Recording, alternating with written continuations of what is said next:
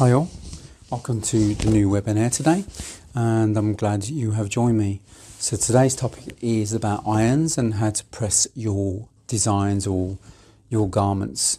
So it's a neglected area and people don't really know how to press. We call it pressing in the trade. So we're not ironing your garments from your laundry. We're pressing. So when I say pressing, you know what I mean. So anyway, we're going to talk about irons, some various irons, and how to press using some various pressing techniques and methods. So first of all, I'm just going to talk briefly about some irons here. I've got this big monster. Oh my God, I need to go back down to the gym. It's really heavy.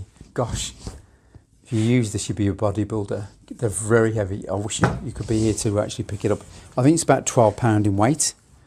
Very heavy iron, and they still use these irons. I think in Savile Row, some of the companies use, and I think some tailors, bespoke tailors, still use these. They are heavy. I haven't used this one yet, and my old tailor gave me, well, I bought it from him. So, and I probably will get round to actually using it. It's very heavy because you need to use your weight, especially on the more modern irons. They don't have that weight. Where this has got the weight, so you don't really need to press on that. So really, this used to press the suits in an amazing way. So this is an old traditional iron here. I probably will get back to using that soon. Now here I have an industrial iron I use for most of my work, and it's got a big tank, which I don't want to panic to there, but because I don't want to lose the picture, the actual video. Anyway, there's a big tank. I think it's a 4-litre tank, and it gives me constant steam all day long for a few days. But this iron has sadly it's met its demise, so it's sadly died on me. So I'm going to my friend's tomorrow. Lovely guy, Juggy. If anyone's in the West Midlands area in Birmingham, he's a great guy, very knowledgeable, and he fixes all of my machines and my irons. So he's going to replace this iron for me anyway tomorrow. So I've got to get a new iron from him tomorrow. But this is a great iron. These are industrial irons, these are. So now, I'm currently just using a couple of irons while I'm waiting for this iron to be fixed. I bought from Amazon. You can buy, this is a Russell Hobbs, not bad. You know, it gives okay steam. It's not amazing, but it's okay, you know, does its trick. You can see there. And it's fine. So the only problem with steam irons, I'm just going to just demonstrate here for you. I've got a dress, I'm sure some of you may have seen this, a dress I made for a fashion shoot.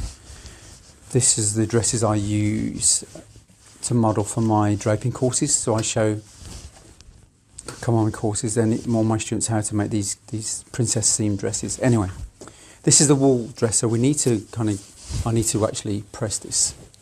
So I'm just going to show you a few methods now. A steam iron like this, like most of you will have a steam iron, it's a domestic iron. It won't penetrate the fabric so much, the fibres, because the steam dissipates, it evaporates very, very quickly. So it won't really penetrate. I mean, it does a job, you know, adequately, okay, but it doesn't really penetrate. So the heavier fabric you've got, like real heavy tweed suits and whatever, it really won't really press it so good. In the trade, when we're making suits, when we finish the suits, it can take 2 hours just to press one jacket.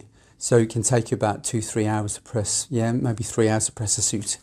It takes me on average to press a pair of trousers I've made, I don't know, maybe half an hour. So, you know, so there we have it. So, but the steam, and especially the more cheaper domestic irons, you don't have that much powerful steam. You can see it's not that powerful. It's okay. But when you press the steam button, it evaporates very, very quickly, so it doesn't really penetrate. So they're okay. But it's best to get a good, with very powerful steam, you'll be fine. Now, I have an old Murphy Richards what they call a dry iron. You see this lovely iron, and it's heavy actually. I think it's about £5-6, so it's pretty heavy, and I like this. And the dry iron, it's got no steam on it, but you create your steam. And I'm going to show you, this is the far superior method that all tailors use to actually press most of their suits and stuff. So I'm going to show you this method. So if you get a jug of water or whatever, bowl of water, whatever container you've got, get some, these are canvas, what I use to put in jackets, but you can get some, I don't know, some offcuts of cotton fabric or whatever, and you wet it. So I always have 2 or 3 rags around me. So you wet that, and then you just wring it out so it's still wet, and then this is placed on your garments here. So it's wet, and then you use your dry irons. You don't use the steam. You see that now? Now the steam is penetrating the actual fabric, and this is far superior to a steam iron because you wet your rag, and the dry iron is actually creating the steam from that wet rag, and it's penetrating more deeply. It's penetrating the actual fibres more deeply than a steam iron would, because the way a steam iron works, it dissipates very, very quickly. The steam doesn't really go deeply into the actual fibre, the fabric itself. So you do this until your rag is dry. You see that's quite dry now. And then you move on to the next section. And this is by far the most superior way to actually press your garments. So if you've got a dry iron, and this one's quite heavy, these are actually on eBay. You can still get these, Murphy Richards, really great irons. I love them. They're really, really good. So, and that's a really good way to actually press your garments. So I must tell you that I've used, myself and a lovely Irish tailor, we've used 7 irons between us, and I'm going to warn you about this iron. I'll put up the picture very soon. If they want to sue me, they can. I've phoned them and they've fobbed us off. So they're called Polti, P-O-L-T-I, and do not ever get by the Polti Vaporella 505? The Polti Vaporella, they're about £80–90 from Amazon. Myself and my tailor, we've gone through 7 of them. I've gone through 3, and my tailor, of a tailor friend, he's gone through 4 within a space of a few months. Terrible irons, made in China, but on the base of it, they pretend that they're made in Italy, and on the base they put PRC, People's Republic of China, which not many people know about. So they've kind of deceived us, and they say it's a professional iron. They've advertised it as a professional iron. So I'm going to send them this video anyway, so they can actually absorb what I've been saying about them. Anyway, so please steer clear from that the Polti range. And I would get some, this is a beautiful dry iron. You can buy these on eBay still, and they're about £20 or something. You can buy them. I think I got this one for £10 in the sale. I bid it and I won it. And they're really great irons. They're built to last. They were made in England, and they are built to last.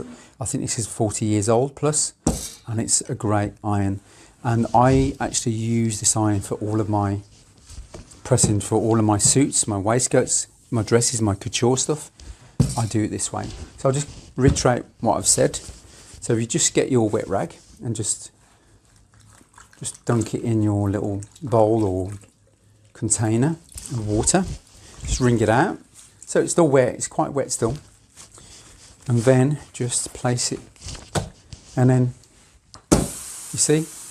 And the steam that's created from this dry iron will penetrate the very fibres of your garments much better than a steam iron will.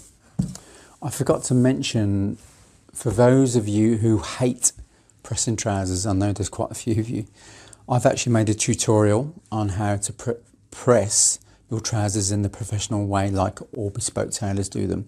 So this will really, really help you to press your trousers in a beautiful manner, and you'll get some great looking trousers. So I'll put a link up, so if you want to buy it, it's cheap as a bag of potatoes, then I'll send you the link. You can click on it and you can buy the trousers tutorial. So hopefully that will really, really help you. So hopefully that's helped some of you, everyone, and I look forward to seeing you on my next webinar. So